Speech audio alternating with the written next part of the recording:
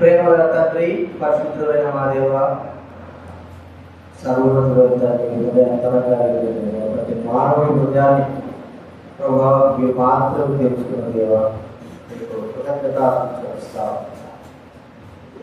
ప్రభా మీ నామాన్ని బట్టి వందనాలు తండ్రి. మీ యొక్క వాక్యం ద్వారా మాతో మాట్లాడండి. మీ ఆజ్ఞ మేరకు ప్రతి మనుషుడు తన పరీక్షించుకోవాలి. అలా చేసే ఆ పాత్రలో త్రాగాలట తండ్రి. పరీక్షించుకోకుండా ఇది త్రాగడం ద్వారా మాకే శిక్షని మీరు సాధిస్తూ వచ్చారు తండ్రి. మీ కృపను కోరుకుంటున్నా. మమ్మల్ని మాకు మాట్లాడిన దేవుడని కూడా నాకు తెలుస్తాను. ప్రభావ మీకు ఎంతో తెలుస్తూ వాటి ద్వారా మాట్లాడండి. కృతజ్ఞతాస్తుతులు తెలుస్తుంది. యేసు క్రీస్తు నామమున ప్రార్థించి అడిగి వేడుచున్నాం తండ్రి.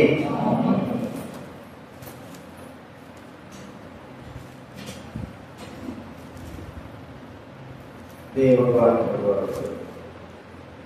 న్యాయాధిపతుల గ్రంథం మొదటి అధ్యాయం.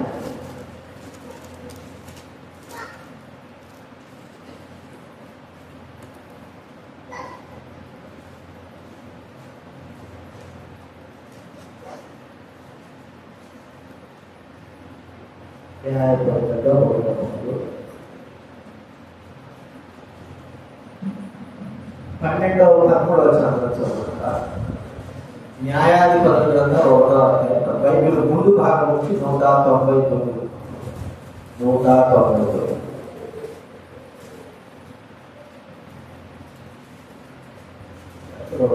1వ అధ్యాయము 12వ వచనం 13వ వచనం. అందువల్ల కాలేబు తమ్ముడైన కనదు కుమారుడు ఒత్నియేలు దాన్ని పట్టుబడి కనుక కాలేబు తన కుమార్తె అయిన అక్సాలను ఇచ్చి పెళ్లి చేశాను. అలాగే కొరింథీ రాసిన మొదటి బైబిల్ వ్యాకరించి మొదటి కొరింథీ 10వ అధ్యాయం 16 చదువుతారు. బైబిల్ వ్యాకరించి మొదటి కొరింథీ 10వ అధ్యాయం 16 మనందరం కలిసి చదువుకుందా. 152 బైబిల్ వ్యాకరించి 152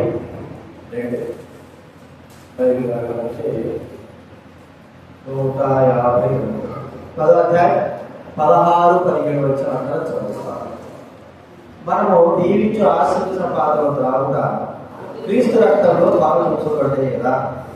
మనము విడిచిపెట్టే చోట క్రీస్తు శరీరంలో పాల్గొంచుకుంటే కదా. మనమందరం ఒకటే రొట్టెలో పాల్గొంచుకుంటున్నాము. రొట్టె వెళ్ళే కనుక అనేకమైన మనం ఒక జీవితమై మనము పనులు యోగ్యంగా పాల్గొనడానికి వాక్యం ఆధారం చేసుకున్నాము చూస్తాము. మరి న్యాయపద్ధతి గ్రంథం గత 2 వారాల కింద కూడా మీకు చదివించాను. ఎందుకు చదివించానో మనం చెప్పలేదు. కానీ అయితే మనం గత వారంలో పోయిన వారము ఒక విషయం గురించి ధ్యానిస్తూ వచ్చాం. చెప్పండి, బలవంతమానం చెప్పుకోవచ్చా? దేని గురించి చెప్పుకోవచ్చా?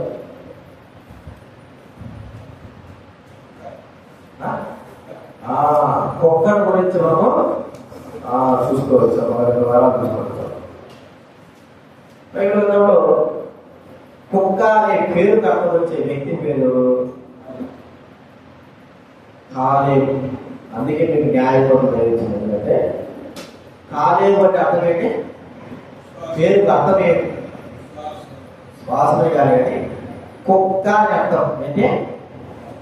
కాలేబు అంటే అర్థం ఏంటి? కుక్క. కుక్క అంటే మనకు ఏమొస్తుంది? ఏమర్థం వస్తుంది? విశ్వాసము గణితము చూస్తాము. దినాల్లో మన కుక్కల గురించి చూసుకోవచ్చాం. ఎలాంటి కుక్కలు ఉన్నాయి, కుక్క యొక్క స్వభావం ఉంటుంది. దైవగ్రంథంలో ఎక్కడ కూడా కుక్కల గురించి మంచి స్వభావంగా రాయాల. 12 పేజీలో రాయబడిన మాట ఏంటంటే కుక్క తన వాంతికి తిరిగినట్లు అనే మాట. చచ్చినటువంటి కుక్క అనే మాట కూడా వాక్యం. తిండికి ఆతురపడు కుక్క అని కూడా వాక్యం. ఇంకేమిటి?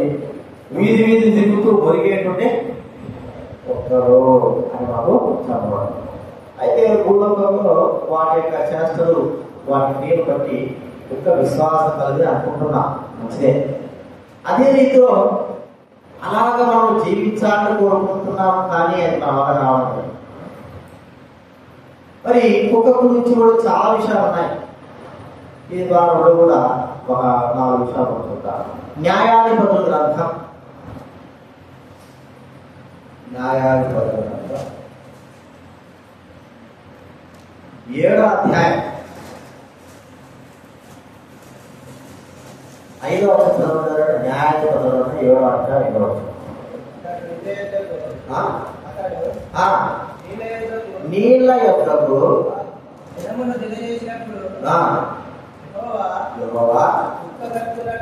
కుక్క గక్కునట్లు తన నాలుకతో నీళ్లను గక్కిన ప్రతి వారిని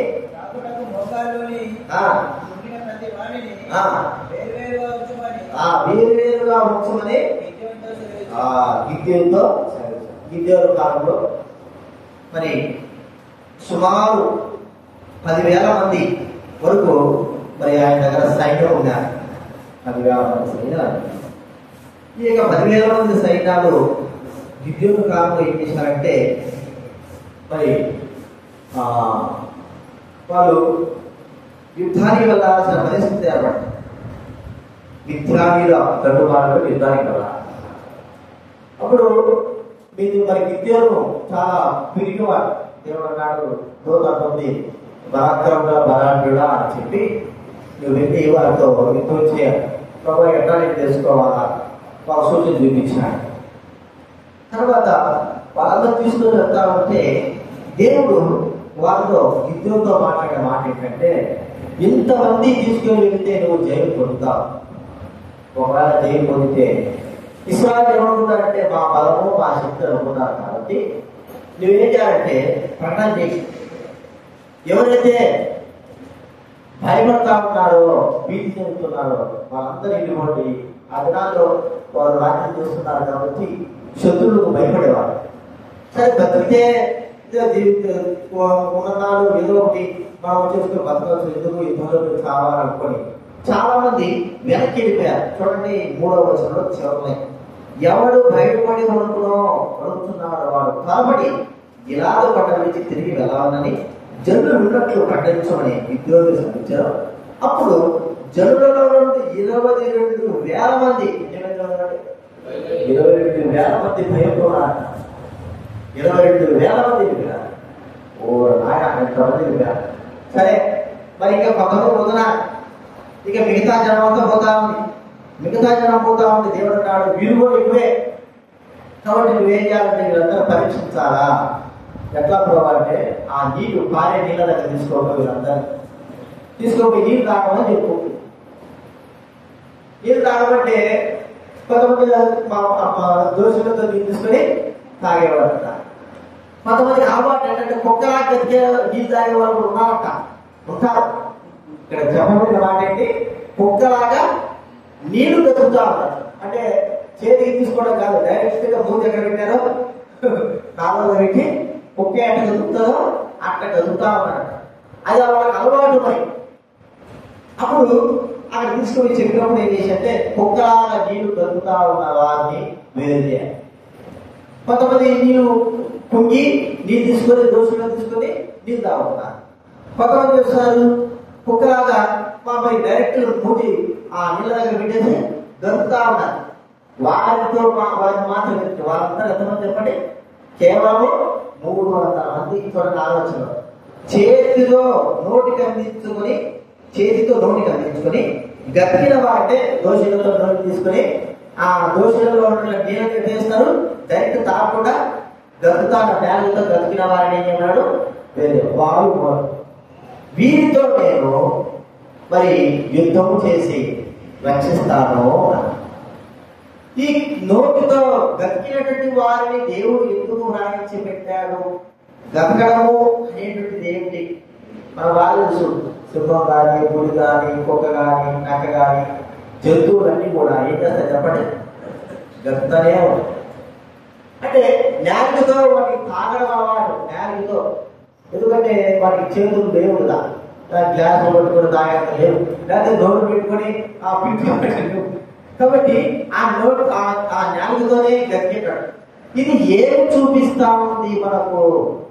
సింహం చూడండి, గతుతా ఉంటుంది, నీళ్ళు గతుతా ఉంటుంది, ఒకవైపు చూస్తూ ఉంటుంది. బాగా గుర్తుపెట్టుకోండి, ఒకవైపు చూస్తూ ఉంటుంది, మరోవైపు ఏం చేస్తుంటుంది? నాలుగుతో గతుతా. కుక్క కూడా అంతే, ఒకవైపు చూస్తూ ఉంటుంది, మరోవైపు తాగుతాడు. ఈ వెంటనాడు చేతి కనిపించుకొని మోకాళ్ళని చిన్నగా తాగి వెళ్తున్నారు. వాళ్ళు కేవలం ఆ నీళ్లు తాగి దాని మీదనే దృష్టి ఉండాలి, కానీ ఎవరు ఏమొస్తారు, శత్రువు వస్తారా లేదా చూసుకునేటువంటి ఆలోచన వాళ్ళకి ఎంత మాత్రం లేదు. దీన్ని ఏమి చూపిస్తుంది మనకంటే ముందు చూపు. లేకపోతే మనం చూస్తే వారు ఎలాగ ఉన్నారంటే గతికినటువంటి స్థితి, అంటే చురుకైన వాడుగా ఉంటున్నారు. చురుకైన స్థితి అనేది మనం ఇక్కడ చూస్తా ఉన్నాం. కుక్క చాలా షార్ప్గా చురుకుగా ఉంటాయి. మరి కుక్కలు ఉంటాయి, ఎంత చురుకుగా ఉన్నాయంటే మరి అవి అంత చురుకుగా ఆ చురుకైన స్థితి కలిగిన వాళ్ళే ఉంటాయి. ఆ చురుకుగా ఉండడం అంటే అర్థం ఏమిటి మనం చూస్తా ఉంటే, చురుకుగా ఉంట గొప్ప భాగ్యము. మరి అది పావులనే వివేకులను, పావులు వల్లే నిష్కపటులై ఉండాలనేటువంటి మాట మనకు చెప్పబడతా. పావుల వివేకులు, పావుల వల్లే నిష్కపటమైన జీవితం. అంటే ఈ దినాల్లో ఎలాగ ఉన్నారంటే మన జీవితాలు ఆ బద్ధకము అని కూడా చూస్తున్నా. బద్ధకం ఒక యాక్టివ్నెస్, అంటే చురుకైనటువంటి స్థితి లేకపోవడం చూస్తాం. ఏదైతే అనుకుంటామో దాని మీదనే ఆలోచన లేకపోవడం, చురుకైనటువంటి స్థితి కలిగి ఉండలేకపోవడం, ఇలా ఉంటే మనం ఎలాగా విజయం పొందుతారు? కుక్కలు చూడండి, అవి గతుకుతున్నాయి అంటే అర్థం ఏంటంటే ఒకవైపు చూస్తున్నాయి, మరోవైపు కూడా తాగుతూ ఉంటున్నాయి. శత్రువు వస్తున్నాడా, శత్రువు యొక్క విడిగిడి, శత్రువు యొక్క కదలికలు గుర్తించేటువంటి కుక్కలుగా ఉంటున్నాయి. దీని మన అర్థం ఏంటంటే చురుకైన స్థితి, చురుకుగా ఉండడం అని మనం ఈ దినాల్లో చురుకుగా ఉండడం అనేది లేదు.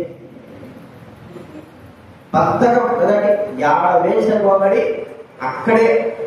అంటే ఒక్కొక్కసారి అనిపిస్తూ ఉంటుంది, అంటే కొన్ని సందర్భాల్లో మనం చూస్తూ ఉంటాము. అన్నం తినేటప్పుడు అనుకోండి, అన్నం తినేటప్పుడు కొంతమంది స్పీడ్ చేసి లేచేస్తారు, కొంతమంది ఎందుకంటే ఎంత మెల్లగంటే ఇక ఒక ముద్ద కలిపి కలిపి కలిపి కలిపి దాన్ని పెట్టుకొని నోట్లో పెట్టుకునేంత వరకు ఒక వ్యక్తి సుమారు అరగంట సేపు అన్నదింటాడు. అరగంట సేపు అన్నదింటాడు. మరి చురుకుగా తిన్నవాడు ఏం చేశాడు? అరగంట సేపు తిన్నవాడు అదే ఆరోగ్యం ఉంటాడు. 2 నిమిషాలు తినేవాడు కూడా అదే ఆరోగ్యంతోనే ఉంటాడు. చూడండి, మనం ఆలోచిస్తే ఎలాంటి చురుకుగా లేకపోవడం అనేది మనం చూస్తున్నాం. దైవ సన్నిధిలో ఎలాగా ఉండాలంటే చురుకైన వారుగా. శబ్దం వచ్చిందంటే ఇంటిది ఇంట్లో బయట కుక్కలు నాకు బిడ్డ పెంచుకున్నాకు ఒక ఏదైనా శబ్దం వస్తే చాలు కుక్క ఎవరైనా చెప్పండి పడుకోండి. శబ్దం వస్తుంది, దానికి వినపడింది ఆ శబ్దము, ఇక అది ఊరుకుండదు. లేచి ఇక అట్ట ఇంటి చూస్తాడు. అది ముందు గొర్రెల దగ్గర కాపాడాల్సింది కుక్కలు కూడా ఎక్కడి నుంచి దూరం నుంచి వాటికి శబ్దాలు కనపడతాయి. పులి శబ్దాలు, వాటి శబ్దాలు కనపడినప్పుడు అవి ఎంత చురుకుగా ఉంటాయంటే అంత చురుకుగా ఉంటాయి. అట్ట ఉండకపోతే ఏమైపోతుంది? శత్రువు వచ్చి వెంటనే గొర్రెలు కాపాడమో లేకపోతే వాడిని నాశనం చేయడమో మనం చూస్తాం. అంటే చురుకైన స్థితి మన జీవితంలో ఎలా ఉందంటే లోకంలో చురుకుగా ఉంటాము, కానీ దైవ సన్నిధిలో మాత్రం చురుకైన వారగా ఉండలేదు. లోకంలో ఎంత చురుకుగా ఉంటారు చెప్పండి. అర్థమైంది మీకు? చురుకుదనం అంటే ఒక స్వీట్నెస్. అది ఎలాగని ఒక మాట చెప్తే దేవుని సన్నిధిలో ఎంత లేజినెస్ మానవుడు ఉంటాడో చెప్పాలి. అదే దేవుడి సన్నిధిలో నుంచి ఇంటికి వెళ్ళే సమయంలో చూడండి ఎక్కడ స్కూల్లో పిల్లలకి ఏం చేస్తారు చెప్పండి, పోయేటప్పుడు మెల్లగా నిదానంగా ఆడుకుంటా పాడుకుంటా చేరుకుంటా 9 గంటల పోవాల్సినట్టు 10 గంటలు పోతాడు. ఎన్నో మాట చెప్పాడు. ఏమన్నా అంటే ఏదో చెప్పాడు. అదే పెళ్ళు ఒక క్షణం పట్టని ఒక్కటే ఒక దెబ్బ పడిని వాడు ఏం చేస్తాడు చెప్పండి, క్షణాన్ని వాడు అడిగితాడు. ఎప్పుడు ఇచ్చినాడు అంటే ఇప్పుడే పెళ్లి కొట్టేసాడు, ఇప్పుడే వచ్చేసాడు. మరి పోవడం ఎంత లేట్ అయిపోయాడు. అదే లోకంలో ఉన్నటువంటి మన చురుకుదనం, అది దైవ సన్నిధిలో ఎంత చురుకుదనం ఉందా, యాక్టివ్నెస్ ఎలాగా ఉందా మనం గుర్తించుకున్నాం. మన జీవితంలో చురుకుదనం లేకపోవడము కొంతమంది అంటారు నిదానంగా ఏడవుతుంది, నిదానం వస్తే ఎక్కడంటే చెప్పండి. కొన్ని సమయాల్లో నిదానం అస్సలు పనిచేయదు, కొన్ని సమయాల్లో తొందర పనులు పనిచేయదు. కానీ ఎప్పుడు నిదానమేనా, ఎప్పుడు నిదానమా? కానీ ఏది ఇష్టం పనులు చెప్పండి, ఎక్కువగా ఏది ఇష్టం? నిదానమే ఇష్టం. ఎందుకు తొందరపోతే ఏమవుతుంది, తొందరపోతే పని కావు, నిదానం పోతే పనులు లోకం బట్టి ఉంటుంది. ఇప్పుడు నిదానం పోయేది ఒక ఉదాహరణ చెప్తాం. 2014 నేను అక్క పిల్లలు కలిసి ఢిల్లీ పోయాను. అక్కడ నిదానమా చురుగ్గా చెప్పాలి. పెళ్ళి అయినప్పుడే చెప్తా కానీ ఆ పాసం వచ్చిన వీడు ఇంత తొందర ఉన్నాడు, ఈ పిల్ల ఇంత నిదానం ఎట్ట బతుకుతారు ఆయన అంటే అన్నీ నా ముందే చెప్పాను. నువ్వు ఇంత స్పీడ్ ఉన్నావు, ఆ పిల్ల చూస్తే ఒకరికి లేదు ఎట్లా రాలేదంటే సరే నేనేం చెప్పానంటే ఢిల్లీ పోయిన తర్వాత అదే జోరు ప్రధానంలో ఉంది, అందరూ ఉన్నారు, విశ్వాసం ఉన్నారు. నేను చెప్పిన మర్యాద నువ్వు నన్ను వెంట పెట్టుకునే ఉండు, నువ్వు అటు ఇటు చూడద్దు, నువ్వు చూసినావా తప్పిపోతావు, తర్వాత నీ ఇష్టం. నిజంగా తెలియని విషయం కొడుకే కాదు, అటు ఇటు చూడద్దు, నేను ఎట్ట పోతానో అట్టే రావాలి. అప్పుడు చూసి పక్కన చూసినావా నువ్వు తప్పిపోతావు, నీ ఇష్టం. ఎందుకు నేను పిల్లల్ని ఒకనైనా పిల్లలని ఎత్తుకుంటూ అందరూ నాకే రాదు, ఆ పిల్ల నాకే రాదు, కానీ చెయ్యి నాకు నేను చెప్పిన వెంటనే ఆ మూలండి మూల నుంచి ఇక్కడికి ఒక 20 అడుగులు ఎన్నేసాడు. అక్కడ ఎట్లా చూసిందో పోయిన వెళ్ళిపోయారు, నేను ఎలా చూస్తలేదు. ప్రజలు ఆ సమయం సాయంత్రం 5 గంటల 6 గంటలు ఎట్లా ఉండేది. నేనేం చెప్పాను, నన్నే కనిపెట్టుకోవద్దు, దాన్ని చూడగా పోయినా పెట్టాను. తప్పిపోయింది అసలుకి. నేను 4 సంవత్సరాలు ఎక్కడ తిరిగినా 50 నుంచి ఒరి నాయన ఈ పిల్లలు కంటే ఎక్క పోయినా ఎక్క పోయిందట. నేను ఎప్పటికైనా సరే ముందుకే పోతా, వెనక పోయేదా చూసుకోవడానికి పిల్లలు పెట్టుకొని ఆడ బిక్కు సందులో కూర్చోడు. ఇక నాకు వచ్చింది కోపం మామూలు కాదు. ఏం చెప్పినాడు, ఇప్పుడు క్షణంలో తప్పిపోతాను చెప్పినా కదా. ఢిల్లీ అంటే ఎట్టుగా చెప్పండి, ఎంత క్షణం. ఏ సమయంలో నీ నిదానం ఉందో ఆ సమయంలో నిదానం ఉండాలి. నువ్వు ఏ సమయంలో తొందరగా రాదు, నువ్వు ఏ తొందర లేదు నీకు. కనీసం నడిచేదానికి నన్ను వెంబడించేదానికి కూడా నీకు లేదు, నన్ను చూసేదానికి కూడా లేదు. నువ్వు పక్కన చూస్తే ఏమైపోయావు. దానికి ఎత్తుకోలేక తొందర ఎంత బాగుపడి అటు ఎనక్కి తిరిగి మరి యాభై అంటే ఎనక కారణాలు ఉంటాయి. ఏం చేస్తానంటే నీకోసం చూస్తాడు, నన్ను వెంబడించు. చురుకుదనం బట్టి ఆ సమయంలో అలాగే ఉంటే ఏమైపోతుంది చెప్పండి. ఆ ప్రజల్లో ఉన్నారని మనం అనుకుంటే ఎట్లా పోతారో. చురుకుదనము అనేది మన జీవితంలో సంఘాల విషయాల్లో చాలా జాగ్రత్త. దేవుడి పనులలో చురుకుదనం, దేవుడి కార్యాలలో చురుకుదనం. కుక్క గదిగినట్లు అంటే అర్థం ఏంటంటే, కుక్క ఒకసారి శబ్దం బయట వచ్చిందంటే అది పిల్లలు కానీ పెద్దది కానీ కుక్క ఎక్కడ చెప్పండి చాలా శాతం వెంటనే నేను చూడడం, ఎవరు వస్తున్నారు ఏం కదా అర్థమైందా. మరి ముద్దు నిద్రపోతా అంటారు. ఇప్పుడు సినిమాలు చూసుకోండి, పులు చూసుకోండి, ఏం చేస్తాయి సినిమాలు నేను తిన్నాయంటే ఏమవుతాయి. ఇక నువ్వు ఏమైనా సాగు నిద్రపోతా అంటే ఇంతే. ఇంకా ఎంత షేప్ అయినా సరే పక్కన ఏది పోయినా కూడా పట్టించుకోవాలి. బాగా ఫుల్ తిన్నాయంటే కుక్కలు కూడా కుక్కలు రాకుండా ఒక శబ్దం వచ్చిందంటే మన జీవితంలో అందుకే గుర్తుంచుకుని చురుకుదనము షార్ప్నెస్ చాలా అవసరం. మనం అనుకుంటాము తొందరపాటు ఏం తొందరపాటు ఎందుకు చురుకుదనం అనుకో, షార్ప్నెస్ అలా ఉంటేనే ఈ లోకంలో ఇప్పుడున్నలో కూడా బతుకుతామా? అదే అలాగే సిటీలలో ఎక్కడంటే బతుకుతా చెప్పండి, మీరే చెప్పండి. సిటీలలో నిదానంగా ఓటి బతుకుతామా? ట్రాఫిక్ లో వెళ్తున్నాము, ఎట్లా పోతే పోతాం? మీరే చెప్పండి. చిన్నగా పోతాడే అనుకో, పక్కన రోడ్డు సైడ్ రోడ్డు ఏమంటాడు చెప్పండి? ఏమంటాడు? ఏరా తోటే తినాలా మీకు? హార పొందనే పెట్టుకోడు, పొయ్యేటాడు హార పొందని అంటాడు. అర్థమైంది మీరు? చురుకుదనము అనేది మనం ఈ దినాల్లో మనము ప్రభువు సన్నిధిలో జీవించాలంటే ఒక కుక్కలాగా చురుకుదనంగా ఎప్పుడప్పుడు రెడీ, ఎప్పటికప్పుడు సిద్ధమైన వారంగా, ఎప్పటికప్పుడు మనం ప్రభువు పనిలో సిద్ధమైన వారంగా చురుకుగా మనం జీవించలేకపోతే ఈ దినాల్లో బతకలేము. ఆ దినాల్లో చురుకుగా ఉన్నారు, చురుకైనటువంటి జీవితం కలిగిన వారుగా ఉన్నారు.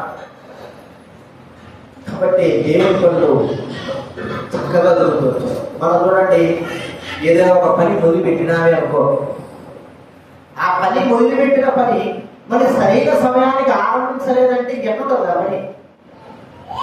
ఆ రోజంతా కూడా మొద్దు, ఆ పని కాదు, మనము సంతోషంగా ఉండాలి. ఎందుకు? చురుకుగా మనము ఉండలేకపోవడం.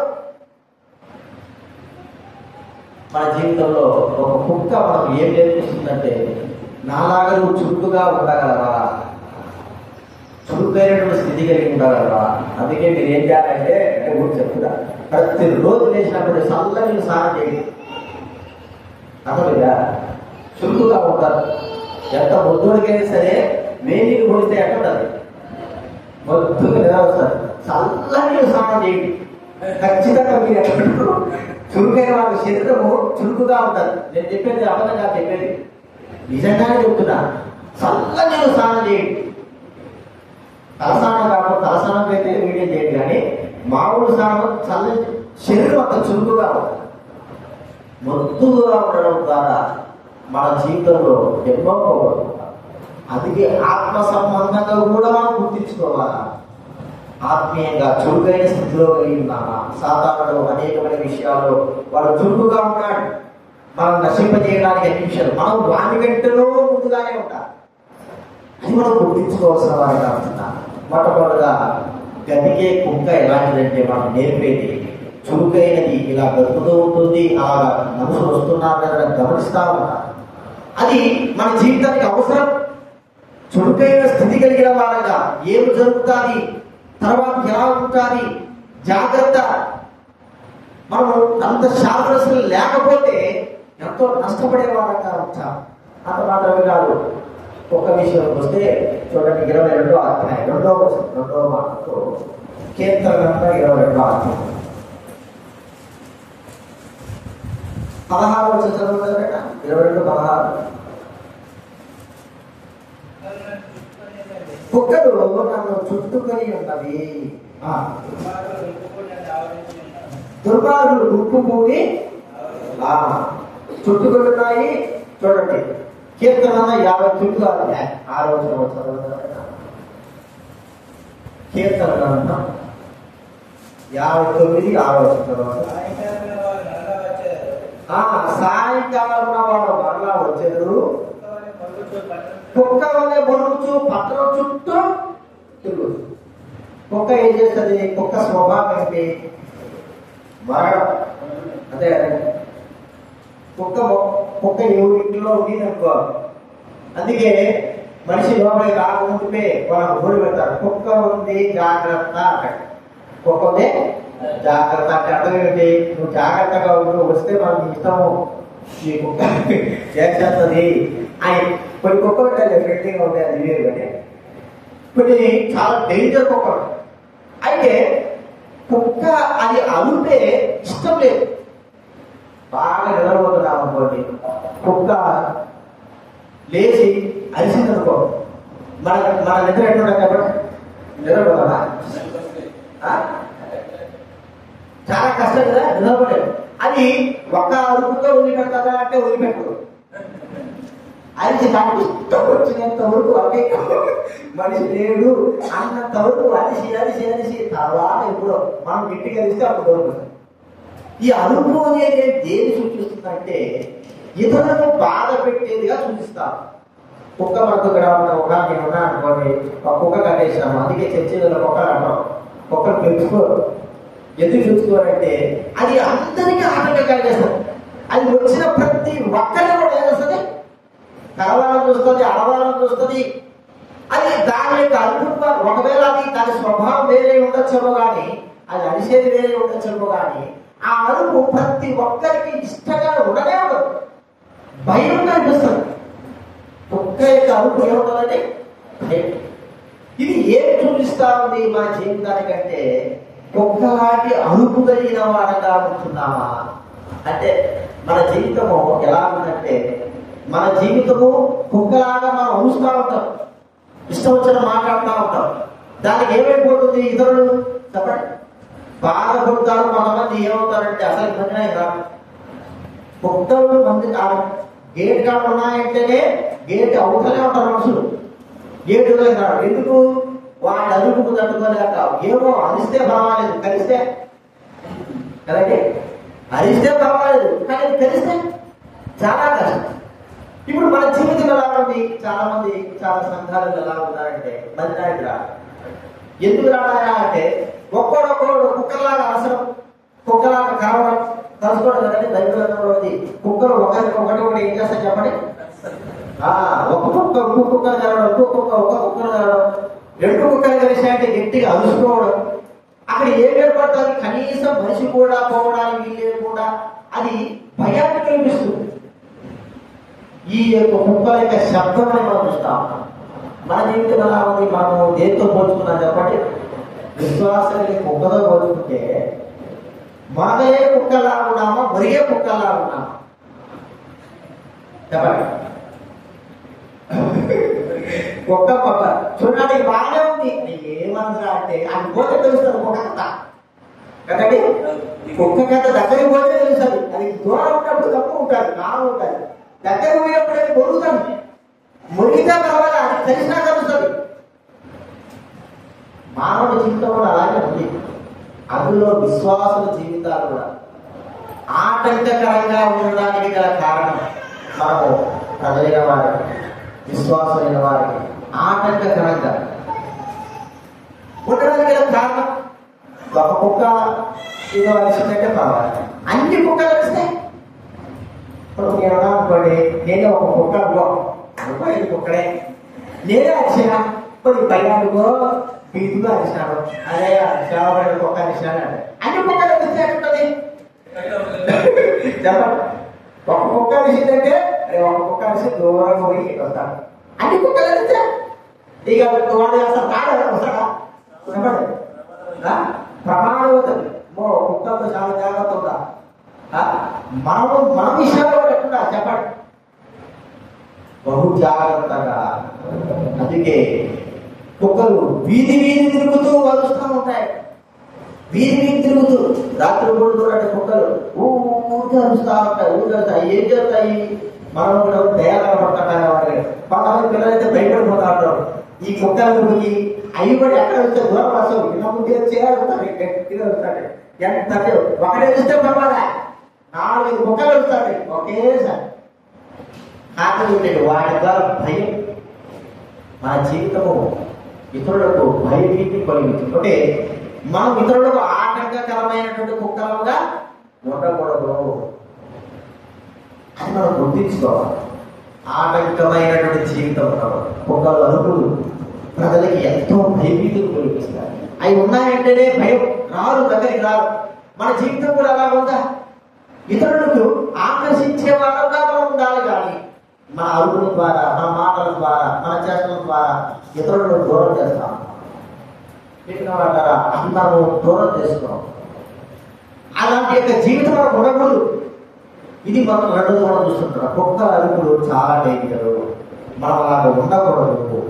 దాని తద్వారా ఏమైపోతుందంటే ఆ అరుపుల ద్వారా ఇతరులు భయపడేటట్టుగా సంఘంలో కూడా భయపడేవారుగా భీతించేవారు. చాలా మంది అలాంటి స్థితికి ఉన్నవారిని చూసి దూరం వెళ్ళిపోవడం కాకుండా దేవుడి సన్నిధికి దూరం అయిపోతా ఉంటాం.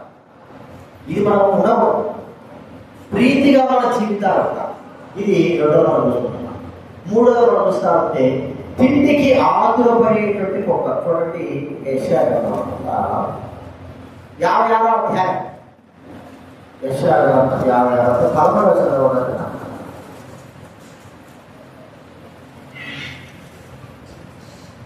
యెషయా గ్రంథం 56వ అధ్యాయం. కుక్కలు తిండికి ఆతురపడదు. ఎంత తిన్నా కూడా వాడికి ఏం కాదంటే తృప్తి లేదు. ఇక్కడ ఎంత తిన్నా కూడా వెతికి వచ్చాడు కనిసుకోవాలి.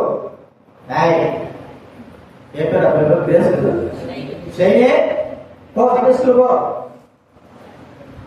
సరే, మరి ఇక్కడ చూస్తుంటే కుక్కలు తిండికి ఆత్రపడతాయి కదండి. కుక్క కొట్టాలి ఎక్కడ కూలవుతుంది? విశ్రాముల దగ్గర, చెత్తగుండి దగ్గర. అవి ఏం చేస్తాయి? తిండికి ఆతురు. అన్నిటికీ సమృద్ధిగా ఉన్నా వాటి తిండికి మితి లేకుండా తిన్నా కక్కడము తినడం. అంటే వాడి స్వభావాన్ని కక్కడము అలాగే తినడం. తిండికి ఆతురు పడినటువంటి కుక్క అంటే అది.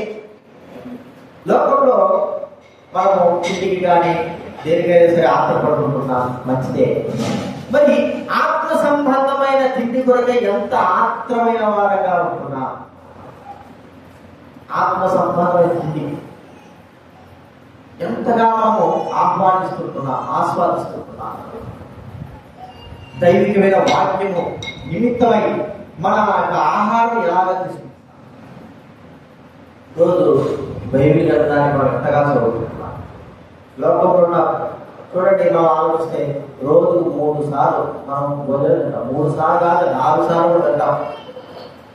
అంతేనండి. ఇంకా 5 సార్లు కూడా తినచ్చు.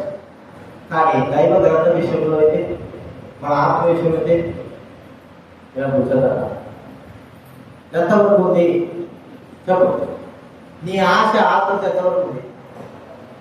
లోకంలో ఉన్న కుక్క ఒక తిండికి ఎంత ఆతలు పడతారో నీ ఆశ ఆతృత ఎంతవరకు ఉంది? ఎంతగా దేవుడి వాక్యాన్ని బుద్ధిస్తున్నావు, దేవుడి వాక్యాన్ని తింటున్నావు, దేవుడి వాక్యాన్ని నువ్వు ఆహ్వానించు. బైబిల్ వాక్యం వాడు యెహెజ్కేలు గ్రంథంలో యెహెజ్కేలు నీకు నోరు తెలుసు, నేను ఈ గ్రంథాన్ని ఇస్తా దాన్ని తిన్నప్పుడు ప్రణంగంలోకి ఆ గ్రంథాన్ని ఏం చేశాడు? తిన్నాడు. తృప్తి. దేవుని వాక్యము మనము ధ్యానించి చదివి పఠించవలసిన వారు. దానిలో మనం లేదు కానీ లోకమైన వాటి విషయమై ఆశ, ఆతృత, ధ్యాస వాటికి ఎక్కువైపోయింది. లోక విషయమై మనం ఎంతగా ఒక ఆలోచిస్తాము. మనం ఎంతసేపు భోజనం చేస్తాం కాబట్టి ఎంతసేపు భోజనం చేస్తాం. ఒక్కొక్క వ్యక్తి మీరు చెప్పుకోండి, మీరు ఎంతసేపు తృప్తిగా తింటారు? 15 నిమిషాలు కదా. ఇంకా మనం పోయినాం హైదరాబాద్, కోవిడ్ ఇప్పుడు పోయినా కూర్చున్నా ఒక చేరు పెట్టుకోవడానికి పోయినారు, ఒక కూర్చు కూర్చోడానికి పోయినారు. ఆడికే 10 నిమిషాలు అయిపోయింది. ఆ 10 నిమిషాలు తిరిగి రావచ్చు కూడా. నేను ఎంత 10 నిమిషాలనే కూర్చొని మనం వచ్చి ఆడేసాం. అట్టాయితే చేసి ఆటలు అయిపోయాకంటే గంట సేపు అయింది. 5 మంది తినేలా గంట చెప్పడే గంట సేపు అయింది. నేను తిని ఎంతసేపు తింటాను? 10 నిమిషాలు కూడా కాదు. కానీ 5 నిమిషాలు తోటలే తినేస్తా. ఈ 5 నిమిషాలు తిని వాళ్ళ కోసం కూర్చొని ఇలాగా తిన్నారు. మంచిదే, ఒక తృప్తి అనేది మంచిదే. మరి ఇంతసేపు కూడా తింటున్నాం కదా, అంతసేపు దైవవాక్యం చూద్దామా? అదే నా ప్రశ్న. ఏమిటా అంతసేపు కూర్చొని చెప్తున్నా కదా, తృప్తిగా తినాలా? అట్లా తింటేనే అరుగుతుంది, అటు తింటేనే శరీరం పడుతుంది, అటు తింటేనే మంచి బాగుంటాము. ఎన్ని నీటి సూత్రాలు చెప్తామో మన ముందు తిండి విషయాలు. నిజమే. అంతగా నేను దైవవాక్యం మనం ఏం చేయాలి చెప్పండి? అరగంట సేపు నువ్వు అన్నం తినేటోడివి, అరగంట సేపు విద్యారా బైబిల్ అరగంట సేపు చదువుతానా చెప్పండి, అరగంట సేపు బైబిల్ చదువుతావా? తిండి తిన్నంత సేపు కూడా మన వాక్యం చదవలేదు. తిండి అరగంట సేపు తింటే వాక్యాన్ని ఎంతసేపు తినాలి, ఎంతసేపు చదువుతా చెప్పండి? ఎంతసేపు చదువుతా ఎంతసేపు? 3 నిమిషాలు, లేకపోతే 5 నిమిషాలు, ఇంకా ఎక్కువ అయితే 5 నిమిషాలు, ఇంకా ఎక్కువ అయితే 10 నిమిషాలు. అదే మరి ఈ యొక్క భౌతిక సంబంధమైన కుక్క యొక్క స్వభావం ఎలా ఉంటుందంటే ఎంత తిన్నా కూడా వాళ్ళకి తృప్తినే కట్ట. తిండి విషయాలు ఎంత తిన్నా తృప్తి లేదు వాడికి. ఎందుకని తినాలా తినాలా తినాలి, ఎక్కడ పోయినా సరే తినడమే తినడమే. మరి ఆత్మీయంగా దేవుడు మనకి ఆత్మ సంబంధమైన దైవ వాక్యాలు మనకు అనుగ్రహిస్తే మనం ఎంతవరకు ఆ వాక్యాన్ని ధ్యానిస్తుంటున్నాం, ఎంతవరకు మనం వాటిని బుద్ధిస్తా ఉన్నాం. అందుకే ప్రతిరోజు మీరు ఒక అరగంట సేపు ఉదయాన దేవుని వాక్యాన్ని ధ్యానించడానికి కూర్చోవాలి. లేదు దశగా అర్థమేదా? ఏమంటారు? ప్రతిరోజు ఒక అరగంట సేపు ఏం చేయాలి? బైబిల్ చదువుతావు. మరి నువ్వు ఏమైనా సమయం నాకు అనవసరం. ఉదయం పూట వెళ్ళివ్వగానే నీ అరగంట సమయము ఉండాలా. 5 గంటలు వేస్తావు, 6 గంటలు వేస్తావు, 7 గంటలు వేస్తావు. 7 గంటలు నీ ఇష్టం. అరగంట సేపు నువ్వేం చేయాలి? లేచిన వెంటనే మనకు పనులు ఎక్కువైపోయాయి. అన్నం చేయడం ఎక్కువైపోయాయి, కూర చేయాల్సిన అయిపోయాయి, పిల్లలు చూసుకోవాల్సి అయిపోయి, నీళ్లు పెట్టాల్సి ముందు వేగంగానే నీళ్ళు వచ్చేస్తాయి. ఇవి ఎక్కువైపోయాయి. ఇవి ఇప్పుడు అందుకే ఈరోజు బైబిల్ సవరంతా నీళ్ళు వచ్చినాయని కదా, అంతేనా? లేకపోతే ఇద్దరు ఎక్కువైపోయాయి. ఆదివారం ఈరోజు ఆదివారం కాబట్టి ఏం చేశారు? రోజు 6 గంటలు వేసాడు, ఈరోజు 7 గంటలు వేసాడు. దాంట్లో టైం అయిపోయాయి. చూడండి, మా జీవితంలో గుర్తు పెట్టుకున్నా తిండికి, లోక సంబంధమైన తిండికి మనం ఎంత ఆతురపడతామో ఆత్మ సంబంధం తిండికి కూడా మనం వేయాలా అంత ఆతురం. తినడానికి, దేవుడి వాక్యాన్ని చదివి ధ్యానించడానికి కూడా మనం అంత సమయాన్ని, తిండి తిన్నంత సమయానికంటే ఎక్కువగా మనం ఏం చేయాలంటే గడపాలి అని మనం గుర్తించుకుంటున్నాం. అది మనం గుర్తించుకోవాలి. తిండికి ఆతురపడేటువంటి కుక్కలు. తర్వాత చివరిగా కుక్కల్లో ఐక్యత అనేది ఉండదు. 100% పట్టాడుకునేకో అవి పట్టాడుతూనే ఉంటాయి కదండి, ఒకటి. చూడండి, అందుకే చాలా మంది చెప్పేది ఇంటి దగ్గర కుక్కలకు ఐక్యత. మరి కాకులకి ఐక్యత ఉండదు కదా. కుక్కలు పట్టండి, కుక్క కిరువుడు మీద ఏ కుక్కలు ఎక్కడ ఉంటాయి చెప్పండి? కుక్క చుట్టూ ఉంటాయా? అదే కాకి చచ్చిపోయింది అనుకో, అన్ని వచ్చేస్తాయి. అంటే వాటిలో ఎక్కువగా ఐక్యత అనేది లేకపోవడం చూస్తాం. కుక్కల్లో ఐక్యత చాలా తక్కువ. అవి దేని దానికే ఉండాలని కోరుకుంటాయి. ఐక్యత లేకపోవడం ద్వారా వీటి యొక్క స్వభావం చూపించేదంటే ఐక్యత వాటికి ఉండదు. మరి దైవడంగా మన జీవితంలో దైవికమైన ఐక్యత ఎలా? ఐక్యత అనేది లేకపోతే అంతా కూడా కాదు. ఐక్యత లేని స్థలం ఎట్లుంటుందంటే వాసనతో, అంటే దుర్వాసనతో కూడుతున్నదిగా ఉంటుంది. ఐక్యత లేని స్థలం దుర్వాసన. బైబిల్ నుండి సహోదరుల ఐక్యత నిర్మించడం ఎంత వేరు, ఎంత మనం అది ఆరోగ్య తల మీద పోయినటువంటి అభిషేక తైలంతో పోల్చబడతాం. మరి ఐక్యత లేనిది ఏం పోల్చబడుతుంది అంటే దుర్వాసనతో పోల్చబడతారు.